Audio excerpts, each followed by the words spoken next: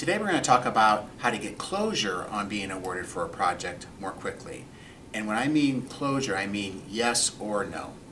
So let's say that you're in a meeting and you're just wrapping things up, and a good question to ask at the end of every meeting is, where do we go from here? And let's say the general contractor or the end user says, well, we need to get together with 2 more people and then we'll get back to you. Well, how many times have you heard that before, and then they don't get back to you, and then you're in what we call chase mode. You're calling them, they're not responding.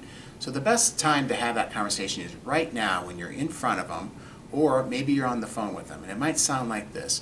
So be conservative. When do you think that you would definitely have interviewed the other 2 or 3? And let's say they might say, well, by Friday of next week. Say, okay, so how about we do this? Why don't we go ahead and schedule a 15-minute appointment that you've already talked to all these folks, and all I'm going to ask you to do is just update me on anything that might have changed. Because let's face it, as they start to interview people, sometimes things change, they get a little bit smarter, somebody asks a question that they didn't think to ask, and then that allows me to address those issues, and then you can tell me after that where would you go from here.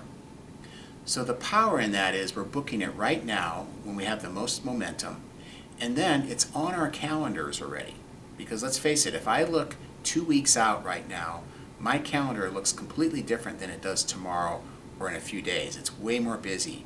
So is their calendar. So once we get it on their calendar and we want to do a meeting planner if possible, then we know we can just relax and we are going to get a chance to address any of those changes that might have occurred. Sometimes those changes are things that you realize maybe aren't a good fit for you.